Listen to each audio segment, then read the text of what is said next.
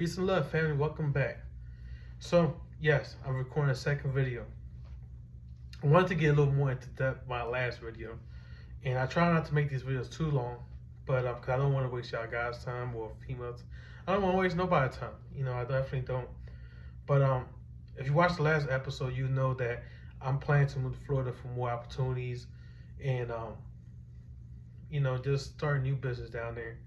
And I wanted to get into short-term rental, and I'm also looking into getting into like rent boats out and jet skis, and just kind of get into like rent out equipment, and any other way that I can serve not only the community that I become part of, but just kind of serve Florida. And some people might say, well, Kenny, why not stay in Philly? If you love Philly so much, why not stay here? And the reality is that even though Philadelphia is a beautiful place, a beautiful city, it does have a flaw, just like any other city has.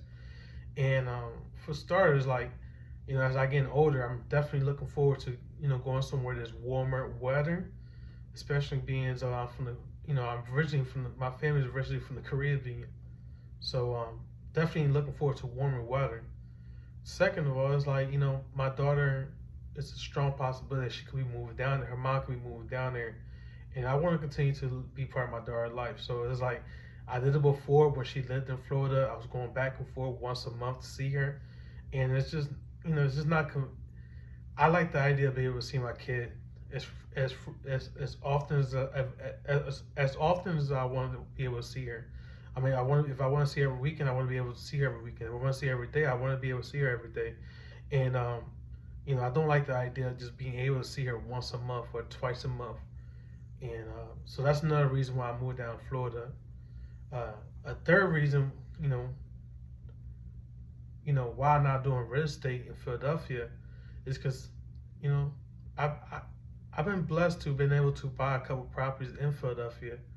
I inherited two property which my father had left, and they are in North Philly, so it's like, you know, there's nothing wrong with the fact that um, having a house in the hood, whatever the case may be.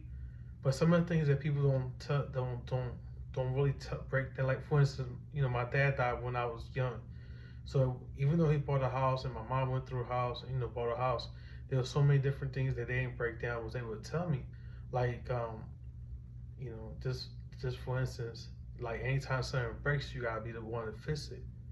And one thing about Philadelphia is so old. Like the infrastructure is so old, and the houses are so old that when a roof breaks, it's be like $4,000 just to fix your roof. You know, and yeah, you can rent your house out, but right now houses in Philadelphia is just so expensive.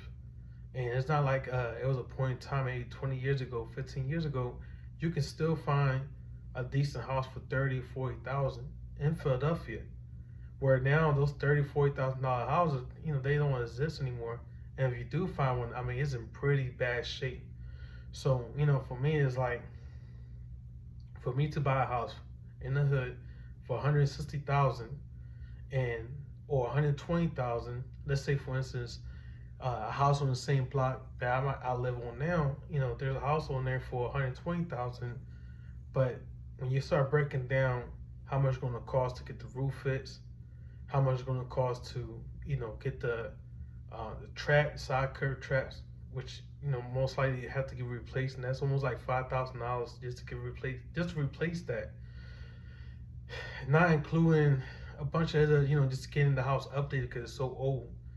You might be 50, 60,000 all in, and by the time that by the time you realize what rent is going for around there versus how much your money put in, it doesn't make sense.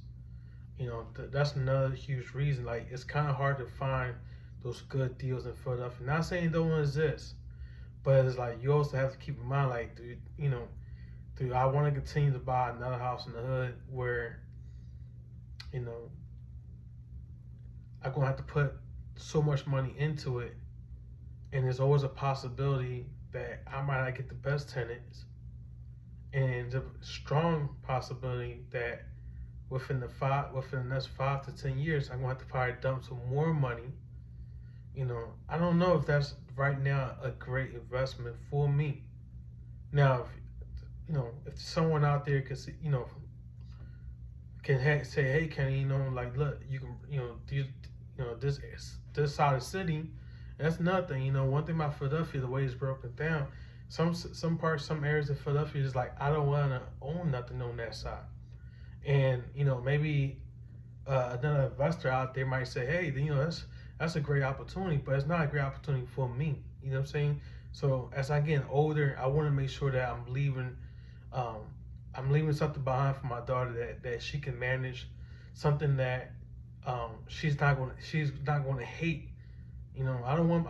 Sometimes when you start buying properties in these areas, certain areas in Philadelphia, and you can put 50, 60, 80,000 into your house and make it really beautiful, very beautiful. But some of the areas is still going to be what it is, and like, especially my daughter haven't really been raised in Philadelphia.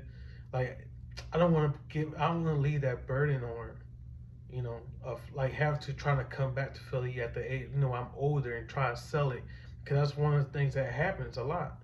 Whereas I've rather leave a business, I've rather get into business that she enjoys right now, something that she can help me build, something that she can, kind of grow into, And there's nothing, like I said, there's nothing wrong with buying a house in Philadelphia. It's just that for me, one, I can't pencil out a great deal. And if I can't pencil something out, if the math doesn't make sense, I'm staying away from it. For me, mathematically, everything has to make sense. So some of the other things that people don't tell you when you buy a house or trying to get into rentals, is people tell you all the positive things, but they don't tell you like the negative. Okay, so what happens when maybe if some people say, hey, just buy a house and get a property manager and just pay them 10%, 15%. Cool, that sounds good. But what happens when you get a house and you're not really paying attention, and maybe after you buy 10 houses or you add 15 houses, yeah, maybe you can put together a team, or get a good managing company to manage your property. But I think if you have 1 to 5 property or 1 to 3 properties, I think you should be managing yourself. I think it's important that, I'm not saying you should be the one unclogging the toilets. You should definitely have a professional, but the things you can do, you do yourself. Just to save some money. But especially me being so much hands on, I just feel like I think it's important that I don't know. I just think it's, if I had to compare which one I'd rather choose, a business or buying real estate at this point in my life, I'm gonna say I'd rather put my money into building a business.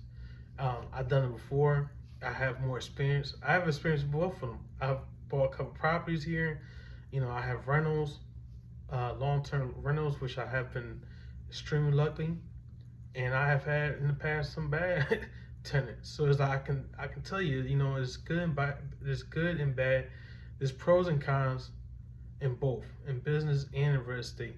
But right now, where I'm at in life, I think that and that's just my personal opinion. I think that if you're a person that's trying to figure out which one's better for you, whether you should get into a business or you should get into buying real estate. And yes, real estate can be a business for sure. I'm not even debating that.